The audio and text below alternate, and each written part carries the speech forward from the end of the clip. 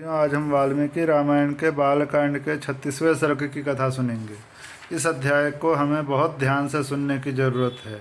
इस अध्याय में भोलेनाथ और माता उमा देवी को रति क्रीड़ा में रत बताया गया है। और हमें ये नहीं सोचना चाहिए कि भगवान भोलेनाथ भी काम से वे पीड़ित होकर भगवती उमा देवी के साथ रति क्रीड़ा में लिप्त हैं। ये काम भगवान शिव को प्रताड़ित कर सके उसकी यह क्षमता नहीं है।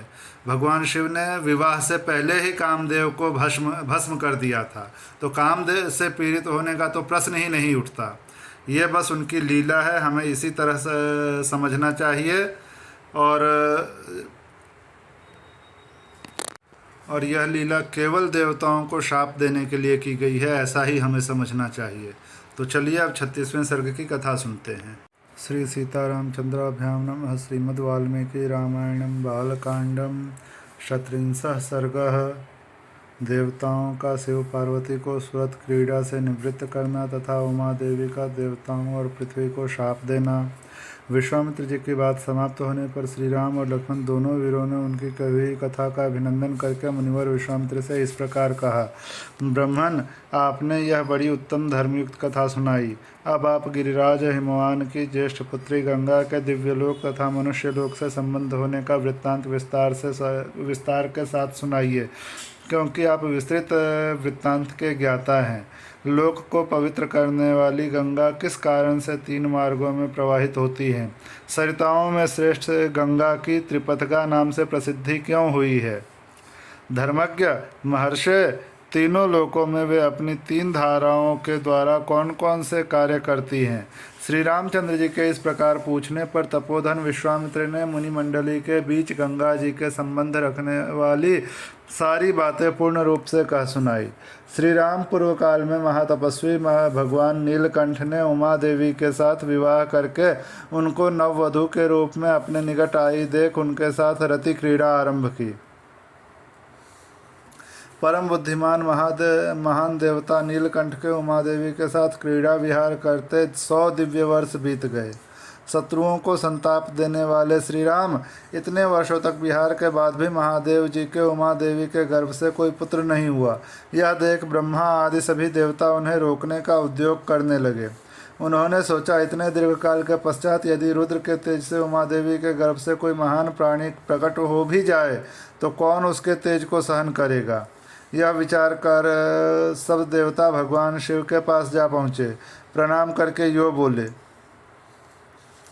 इस लोक के हित में तत्पर रहने वाले देवदेव महादेव देवता आपके चरणों में मस्तक झुकाते हैं। इससे प्रसन्न होकर आप इन देवताओं पर कृपा करें।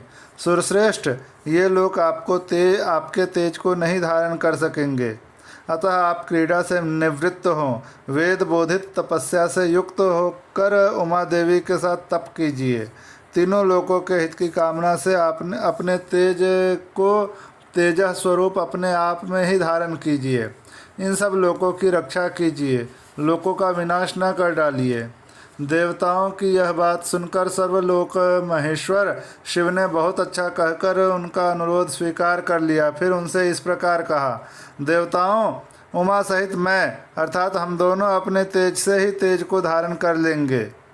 पृथ्वी आदि कभी लोकों के निवासी शांति लाभ करें। पृथ्वी आदि सभी लोकों के निवासी शांति लाभ करें, किंतु सुरश्रेष्ठ गण, यदि मेरा यह सर्वोत्तम तेज वीर्य क्षुब्ध होकर अपने स्थान से स्खलित हो जाए तो उसे कौन धारण करेगा, यह मुझे बताओ। उनके ऐसा कहने पर देवताओं ने वृषभध्वज भगवान शिव से कहा, भगवान, आज आपका जो तेज क्षुब्ध होकर गिरेगा उसे यह पृथ्वी देवी धारण करेगी। देवताओं का यह कथन सुनकर महाबली देवेश्वर शिव ने अपना तेज छोड़ा, जिससे पर्वत और वनों सहित यह सारी पृथ्वी व्याप्त हो गई। तब देवताओं ने अग्निदेव से कहा, अग्नि, तुम वायु के सहयोग से भगवान शिव के इस महान तेज को अपने भीतर रख लो। अग्नि से व्याप्त होने पर वह तेज श्वेत पर्वत के रूप में परिवर्तित हो गया। साथ ही वहाँ दिव्य सरकंडों का वन भी प्रकट हुआ, जो अग्नि और सूर्य के समान तेजस्वी प्रतीत होता था। उसी वन में वह अग्निजनित महातेजस्वी कार्तिकेय का प्रादुर्भाव हुआ। तदनंतर ऋषियों सहित देवताओं ने अत्यंत प्रसन्नचित्त होकर देवी उमा तथा भगवान शिव का बड़े भक्तिभाव से पूजन किया।